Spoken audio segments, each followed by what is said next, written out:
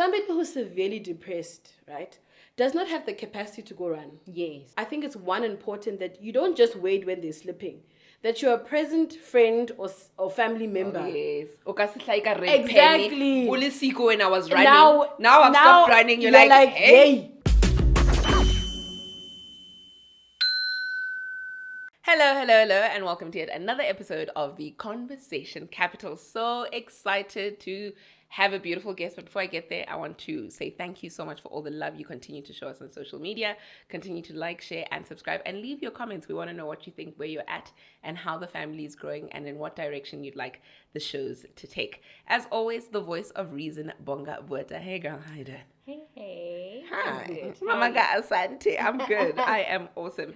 And like I said, I was in such a rush to introduce the guest because she's such an amazing soul, an amazing being. We've got clinical psychologist Mimi and the ultimate emotion activist, Mimi Godji. Hi, girl. How are you doing? Oh, wow, welcome. I'm TCC family. I'm excited. Yes. I should be welcoming you. That's what a warm person you are. You're welcoming us. Well, thank you for welcoming us. You know.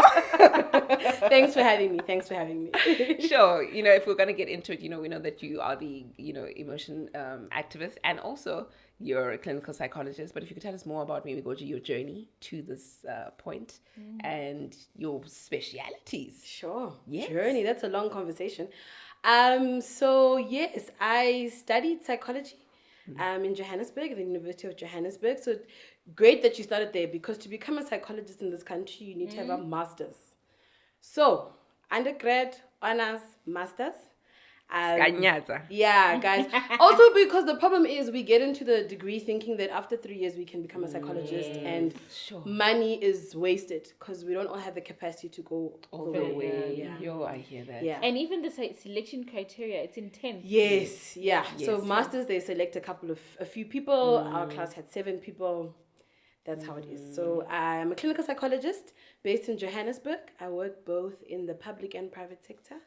And yeah, I'm excited about mental health conversations. I'm excited about making mental health relatable and understandable and accessible. That's me. Thank you so much. Thank you for being that person. Thank you. I think definitely some of the conversations we've had on TV, I mean, we discuss everything from finance to but we've definitely highlighted a lot on mental health, on emotions. And I felt like it's time because we've gotten a lot of personal perspectives. And when we decided, okay, let's get a clinical psychologist on, it was, let's get a professional perspective.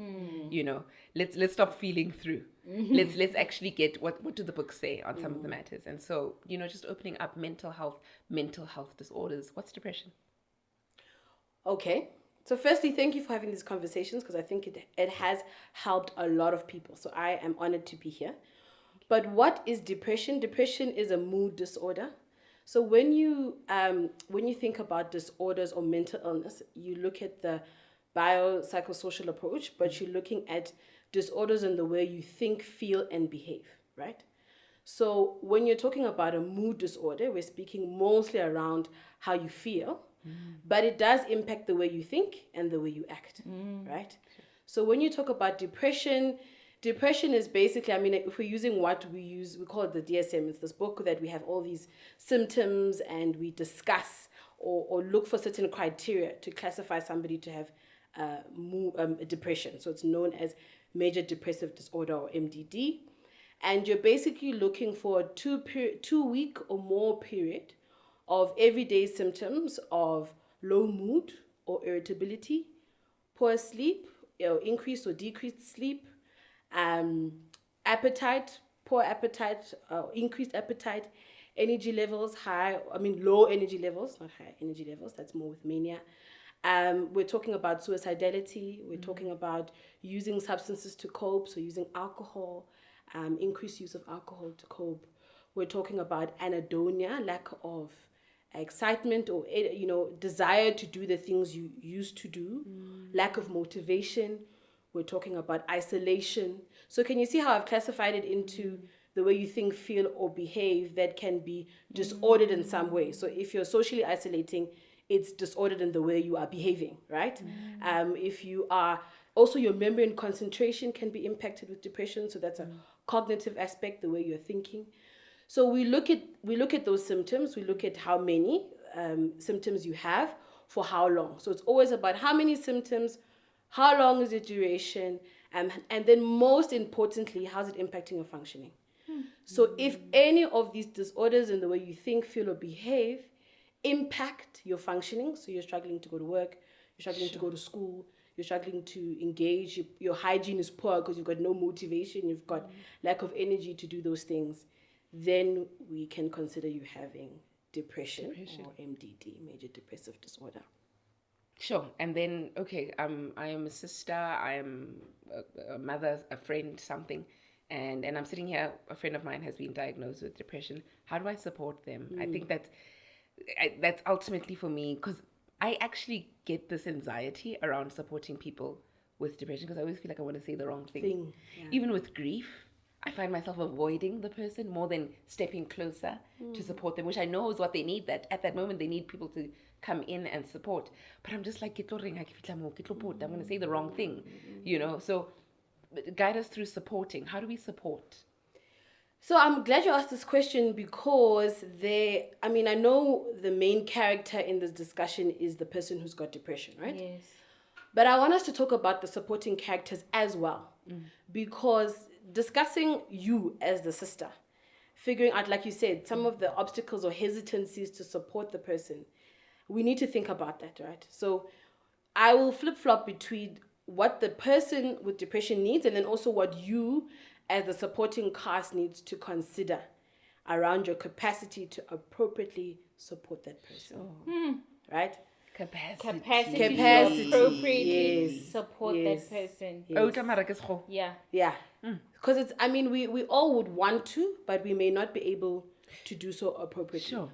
And we need to be honest. We don't want the superhero tendencies. Yes. Because that's going to mush up things, right? So let's talk about it. So step one, I like how you said somebody who's been diagnosed with depression, because before the person is being diagnosed, there's the first part where I haven't acknowledged that there's something wrong, or I haven't sought help. So how do you support this person that before they have been diagnosed or can acknowledge that they're struggling, but you notice something's not okay? So I think it's one, to create a open and honest space where we are having honest conversations around our functionality, right?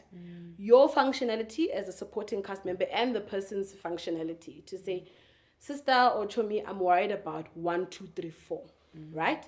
So step one is creating spaces that are healthy, that are honest, that are authentic enough, so that somebody can then have this conversation. Then, if we're recognizing, because with depression, there's also severities on a spectrum, right?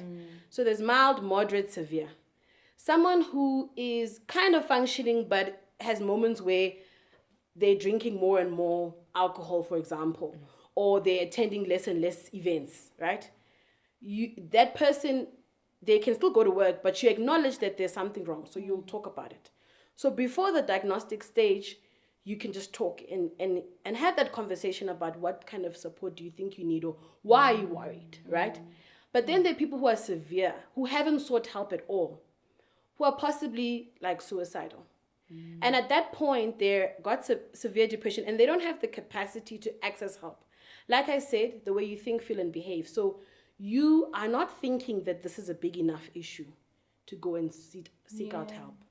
So then as a family member or as a friend, what then can happen is you can send numbers of therapists. You can take someone to casualty. I want to say that suicide is considered a medical emergency. That if you feel like somebody is suicidal, you take them to your closest casualty, whether public or private. It's a medical emergency. So you can take somebody to go sort out help, or you can even take them to a GP to get screened, right?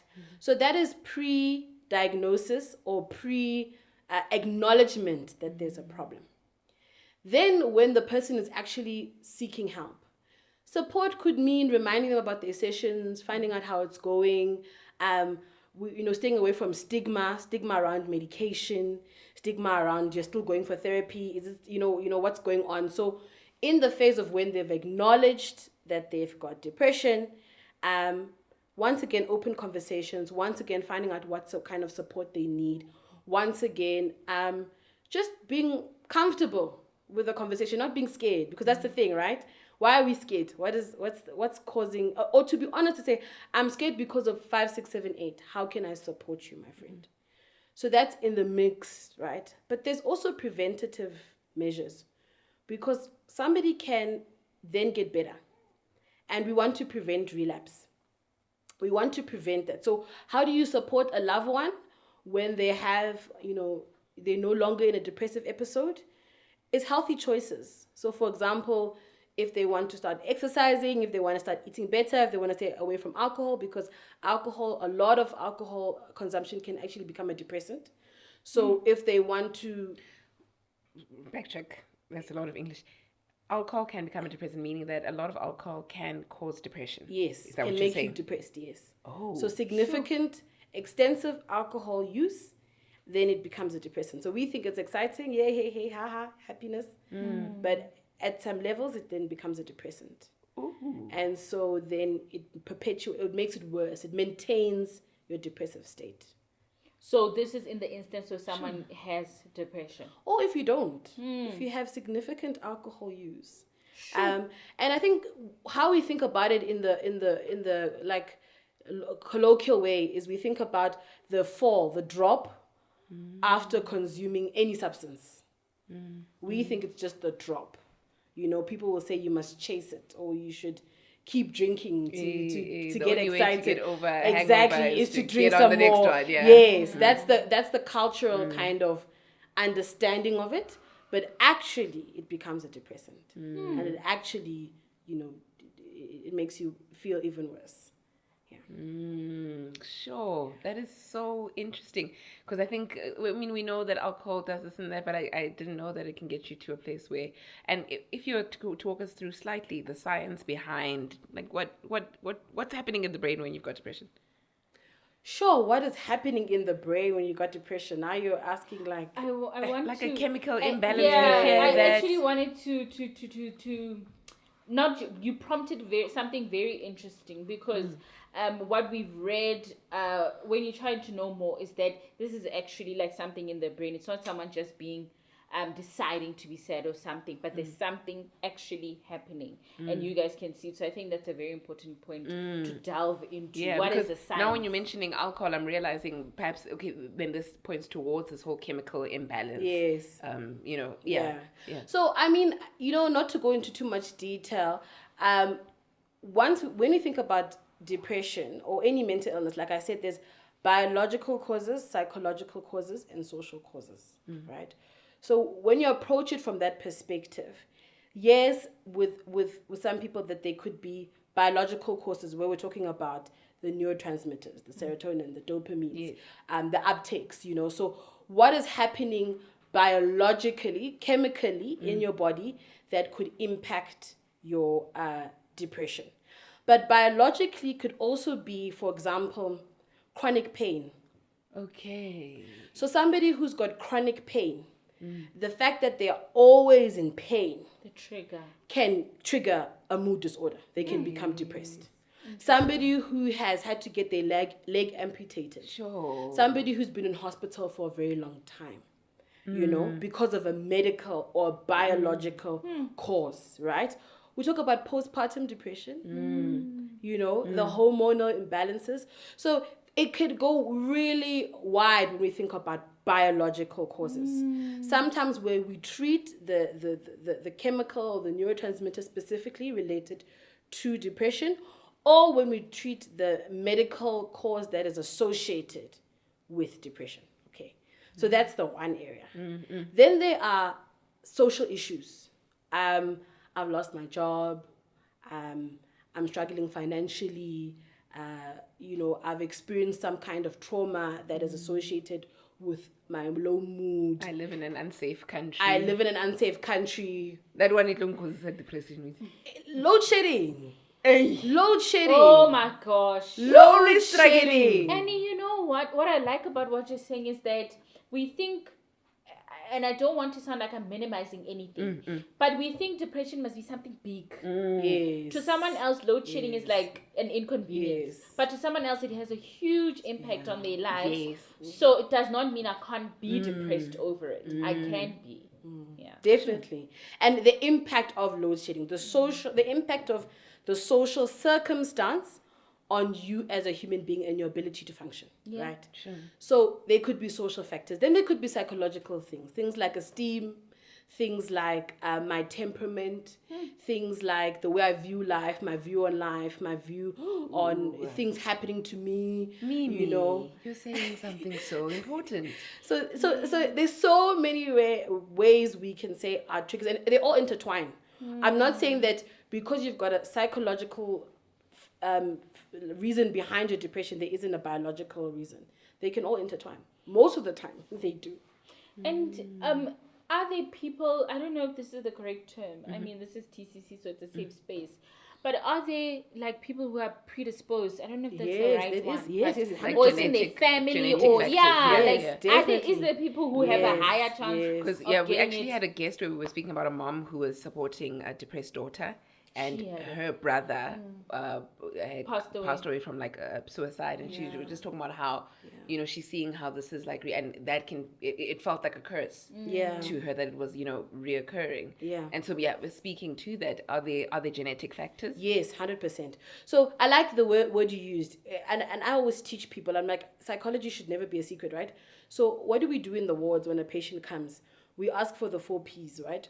What is the predisposing factor for their presentation? So that is that genetics, history of trauma or history of neglect, something that's happened before today's incident that could impact. And genetic is a huge predisposition to mental illnesses, not just depression. Schizophrenia, like a lot of mental illnesses have a strong predisposition. Even substance use has a strong predisposition based on, and we'll talk about intergenerational trauma, like it's passed on from, it's the same thing, similar.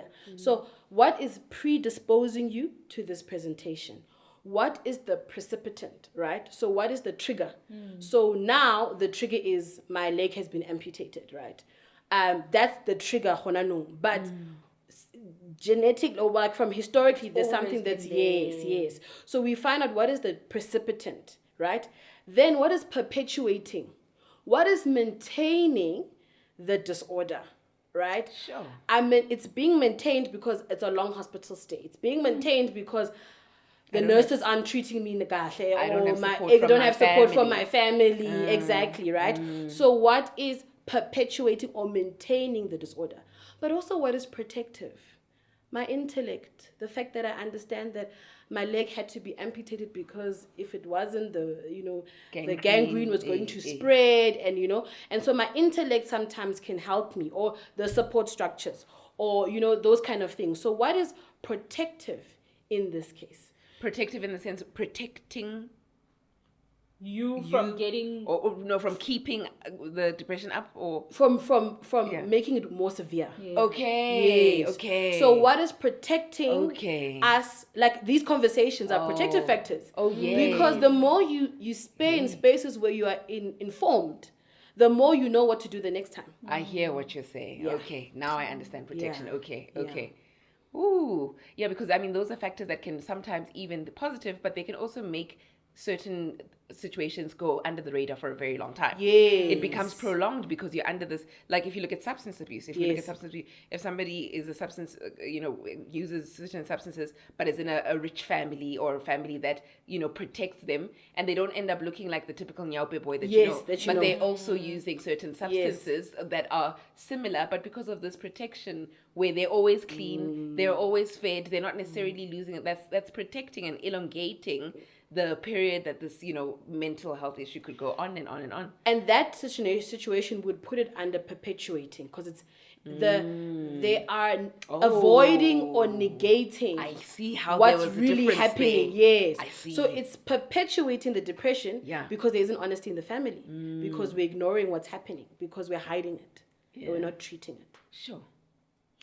And then, do you think there's really alternative ways of dealing with some of mental health issues?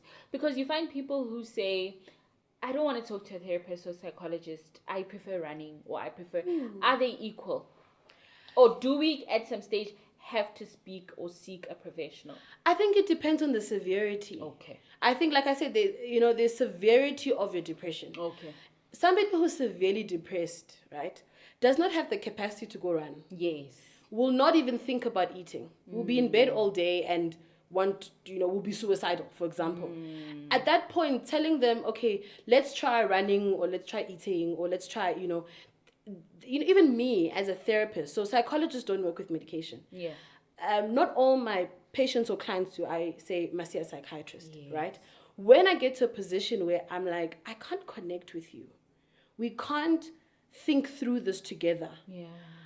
I need you to almost be resuscitated with some support. I need to balance you out. I Yes. love the way you're doing with your hands, because it's literally like you need to be at ground zero. Yes. Now you're get here. somewhere. Yes. So the medication helps you get here, that we can help you to a point of flourishing, And so sometimes, depending on the severity, but if it's, sometimes we can recognize the bouts of depressive episodes, like being a low or being sad happens, and that we prevent it or we maintain it through healthy activities, through eating better, sleeping. Oh, sleep is undermined in terms of its support, its ability to help, We underestimate what good rest means, as well as exercise. So healthier choices definitely helps.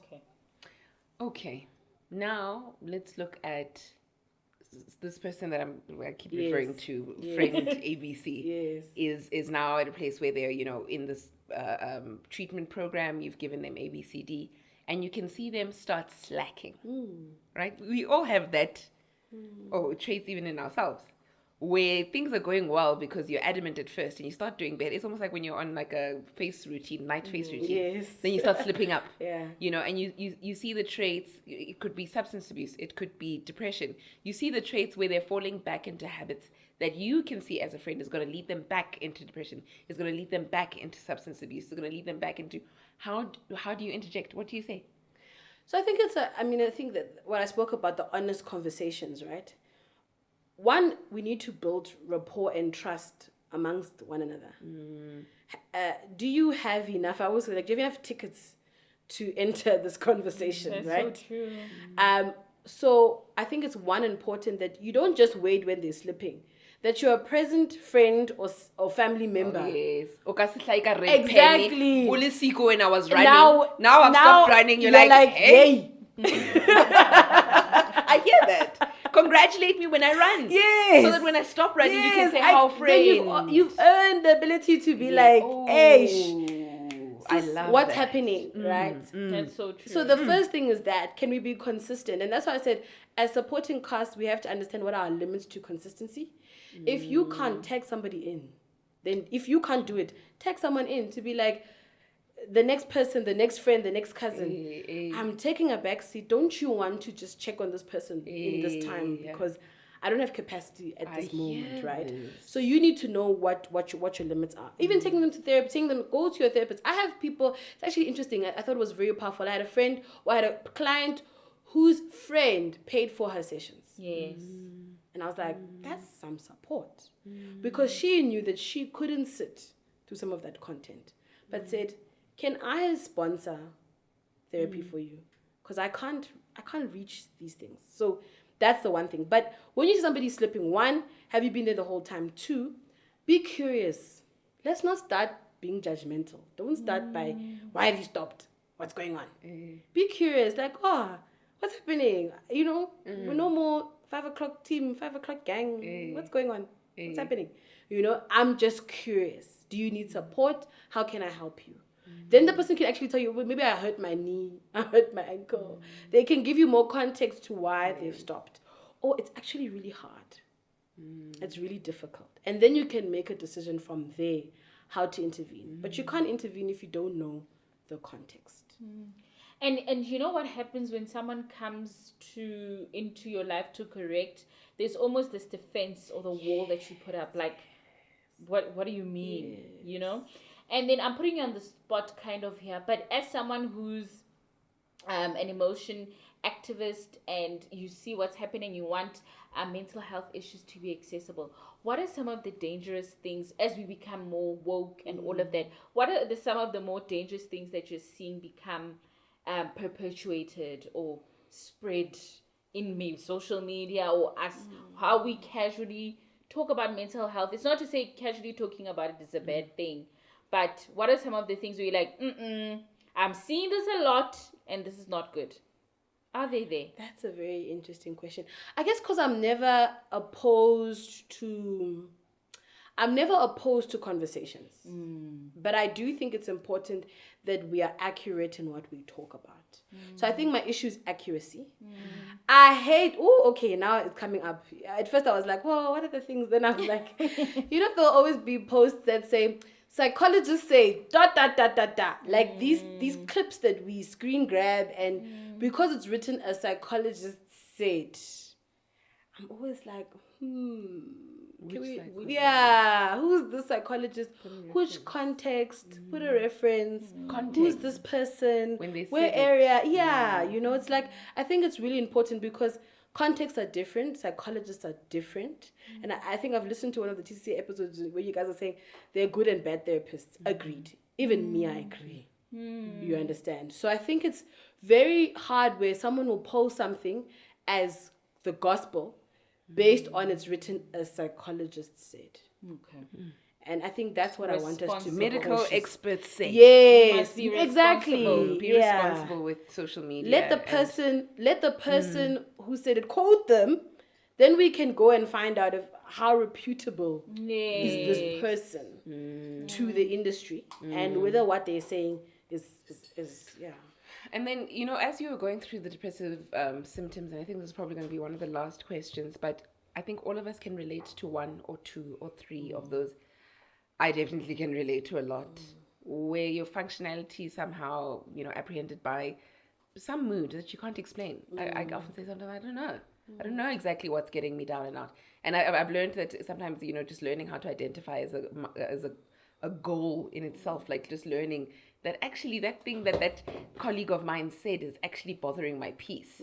It took me a long time to be that person to identify what is actually bothering me. I just would know that I kish up, so that's one of the goals that were there for me.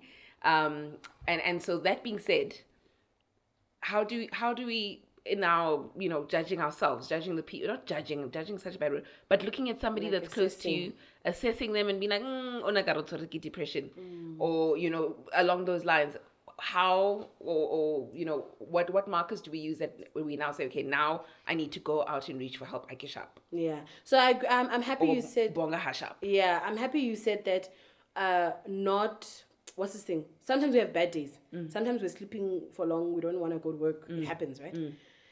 The issue, we have to look at duration. So that's a big thing. How long has this symptom been there for? So if someone is isolating, how long have they been isolating for? We start from 2 weeks. Every day for 2 weeks when we talk about depression, right? So you look at five or more of those symptoms present every day for a period of 2 weeks. Yes, okay. But most importantly, how's it impacting their functioning? Which is a very hard thing because people are functioning, but they're not functioning. Yes. They wake up, they go to work, but we don't know how they're performing at work, right? So it's very difficult to say. But it's generally like, how are they functioning in their day to day? Like, not just like if they're not bathing for a very long time, they're not attending events, they're not bathing, they're not, when you're curious around what's happening to you, friend, it doesn't make sense in terms of. And also maybe perhaps just a change in that behavior, because some people are naturally just introverted and would prefer not to be out on a Friday evening. Yes, different to but them. Versus when this was a, person Mugele that likes to go out and life of the party, and that sometimes could be, I think, a huge identifier but you've changed. And to be curious. I think if I want to leave you with anything is to say, let's be curious around people's behaviors. Let's open up the conversation of, I've noticed this change. How do you understand the change? I could say, no, look, I've decided that I'm pulling away. I'm getting really tired. I'm trying to protect my energy. Okay, sure, Chomi. I get you, right? Versus, I actually don't know, hey. But I realized that I just don't want. I don't see the point. And from these open conversations, you'd recognize that people actually say the truth about where they're at. Sure. If you could drop us with a line or two, I'm depressed, my friend is depressed. Where do we go to? Where's the first place to start? So, I mean, something that is less threatening is going to your general practitioner or your family doctor. It's less threatening than going to a psychologist because you don't know that person, right?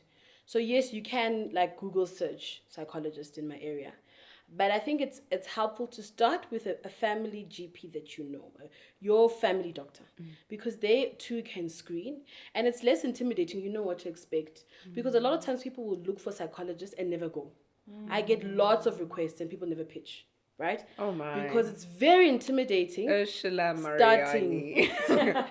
I have made appointments many times, but I don't know what happens. Exactly. And that's why it's important. If you start with your family doctor, somebody that you know you will pitch at, and that could tell you that, no, we're worried. There's that protective covering. Sure. Then after that, once the GP has confirmed or whatever, then you can go see a psychologist, then you can go see a psychiatrist. We can build it up from there. But go to a medical professional that you trust and that you're comfortable with. That decreases that anxiety. And then we take it from there. Because sometimes, you even look like it's not necessarily that you have all the symptoms, but you just want to check that you're on board. Yeah. You don't want something to creep up on you. Yeah. I'm that person. Like, I just don't want something to creep up on me. Not necessarily that I'm, struggling, but I just want to make sure that before I start struggling, that the boxes are kind of covered, checked, checked and covered, And then if you do Google search, so if you don't have a family doctor that you trust, and you do Google search a psychologist, find one that's closer to you. There are less chances that you will go to therapist with somebody who's far. So Makes sense. Yeah. Irara. Yeah. I'm gonna go see Milmo. Yes. It's unrealistic. So I'm always like, if you're coming, how far am I from your home? Because between that 30-40 minute drive, you might change your mind and turn around, right? So also try to find somebody that's closer to you. And I think one of the important things to also look at that we never look at is just sometimes the medical aid schemes and what they cover and how they can cover certain therapy sessions. I think that's something we overlook and it flies right over our head. Adding on to the financial bit, and we don't have time to go into this, somebody needs some help, but they don't have medical aid, they don't have the finances. Where do they start? So one, you don't know your medical aid might have. They do cover psychotherapy sessions, so depending on the kind of plan that you have. Two, your workplace have employee wellness. Yes. Double check at work if you've got employment wellness. If you're not at work and you're at school and varsity, check if they've got campus health. I saw a psychologist in varsity. Yes, yeah. even my therapist, I met her when I was in varsity. If there's one accessible place for mental health and any health, campus health, it's the school, right? And then then the clinics, the government clinics, the local clinics, the NGOs. You can Google, and even if, like, for example, SEDER, you could call them and say, I'm looking for support, and they can tell you what's closest to you. South African Depression and Anxiety Group. SEDER. SEDER. Ludwig. Hi, man. and they have a free line. Yeah, you can For call telephonic counseling. Yes, definitely. Bonele Lifeline. Yes. You can call the two of them, any of them, and they can tell you what's the closest service to you. FAMSA. FAMSA as well. FAMSA is an NGO. There's lots of NGOs around that can also support you. Yes, counseling. Yeah. How an excuse. Let's just start. The problem is the step one. Just start. Step one. Oh my gosh. Oh, I've got so many questions just riddled in my head. I'm looking at, the counselors and psychologists that end up abusing the people that go for their help. But we can't get into that now. Okay, next time. We can't get into that now, but make sure to drop your comments and questions for Mimi, and I'm sure you'll look at them, right? Yes. Yeah, and we're definitely going to have her again, so let us know what you'd like us to chat to her about. Thank you so much for loving us. Once again, it is TCC, the Conversation Capital. Catch you guys next week.